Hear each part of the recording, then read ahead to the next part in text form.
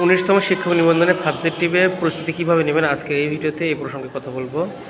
তো আপনারা জানেন 19তম শিক্ষক নিবন্ধন সার্কুলার খুব দ্রুতই প্রকাশ করা হবে, তবে কবে প্রকাশ করা হবে এই প্রসঙ্গে কোনো তথ্য এনটিআরসি কর্তৃপক্ষ দেয়নি এবং 19তম শিক্ষক নিবন্ধন প্রসঙ্গে আমার অনেকগুলো ভিডিও দেওয়া আছে, আপনারা চাইবেন।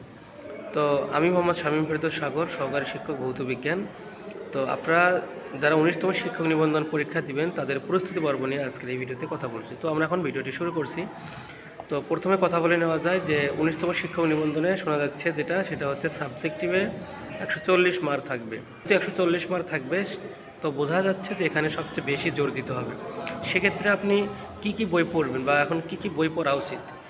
তো যেহেতু সিলেবাস দেয়নি কর্তৃপক্ষ, সেক্ষেত্রে আমাদের এখন আপাতত আপনারা যেগুলো বই পড়তে পারেন সেটা হচ্ছে নবম ও দশম শ্রেণীর আপনার সাবজেক্ট রিলেটেড বইগুলো পড়বেন। অর্থাৎ আপনার সাবজেক্ট যদি পদার্থ হয়ে থাকে নবম ও দশম শ্রেণীর পদার্থ পড়বেন, আপনার সাবজেক্ট রসায়ন হয়ে থাকে নবম দশম শ্রেণীর রসায়ন পড়বেন, এবং সেই সঙ্গে আপনার সাবজেক্ট যদি গণিত হয়ে থাকে সেক্ষেত্রে নবম ও দশম শ্রেণীর আপনারা গণিতটা পড়বেন।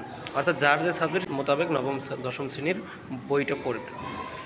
তো এরপরে আপনাদের দ্বিতীয় যে কাজ সেটা হচ্ছে ইন্টারের বই, অর্থাৎ ইন্টারের বোর্ড বইটা পড়বেন ভালো করে, পাশাপাশি ইন্টারের যে গাইড আছে গাইড থেকে এমসিকিউগুলো প্র্যাকটিস করবেন। তো দুইটা কাজ।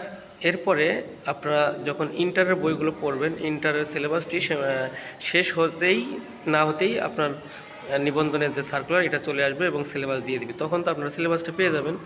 তো আপনাদের যদি নবম ও দশম শ্রেণীর সিলেবাসটা কমপ্লিট হয়ে থাকে বা আপনার জানা থাকে, সেক্ষেত্রে আপনি ইন্টার দিয়ে শুরু করতে পারেন। অর্থাৎ ইন্টারের বা এইচএসসির বোর্ড বই দিয়ে আপনি চাইলে শুরু করতে পারেন। তো এটা আপনাদের জন্য খুব ভালো হবে, এবং এই ইন্টারের বইটি শেষ করা আগে অথবা শেষ হতে না হতে আপনাদের সিলেবাস এবং সার্কুলার আশা করছি দিয়ে দেবে কর্তৃপক্ষ। তো আপনারা ইন্টারের বই থেকে এইভাবে প্রস্তুতি নিতে পারেন।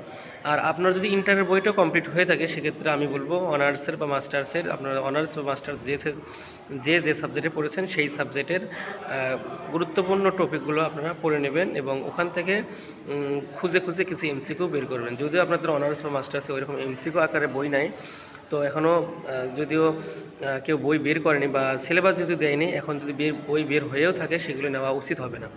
সো আপনারা চাইলে এভাবে আপনাদের প্রস্তুতি নিতে পারেন সাবজেক্টিভে, এবং সাবজেক্টিভে বেশি জোর দিবেন যেহেতু এখানে 140 মার্ক। সো এটা খুবই গুরুত্বপূর্ণ আপনাদের জন্য এখন থেকে প্রস্তুতি নেওয়া।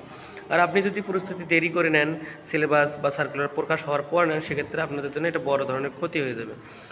তো আপনারা যেহেতু প্রস্তুতি নিচ্ছেন বা নেবেন, এখন থেকেই নেওয়া উচিত। প্রতিদিন কিছু গুরুত্বপূর্ণ টপিক, কিছু গুরুত্বপূর্ণ পড়া আপনাকে এখন থেকে পড়ে নেওয়া উচিত, যেগুলো সিলেবাসে থাকতে পারে।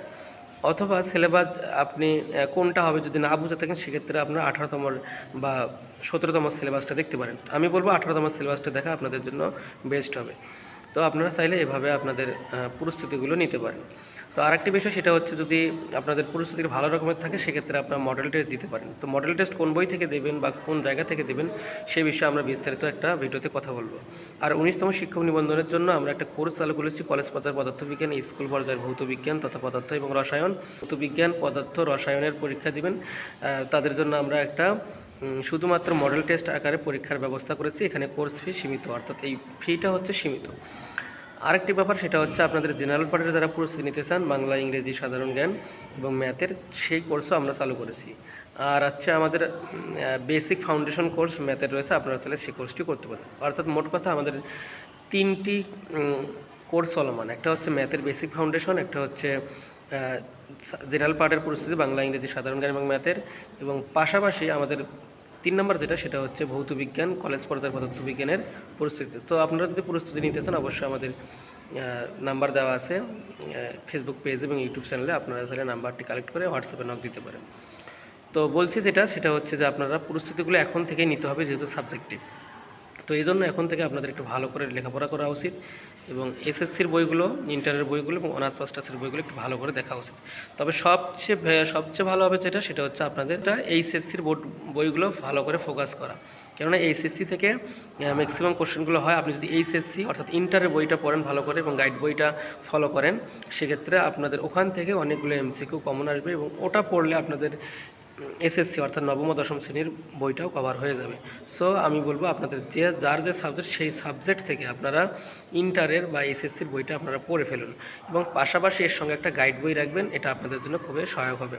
তো 19তম শিক্ষক নিবন্ধন বিষয়ে আপনাদের কোনো তথ্য যদি জানার থাকে অবশ্যই আপনারা কমেন্ট সেকশনে কমেন্ট করে জানাবেন। Thanks for watching.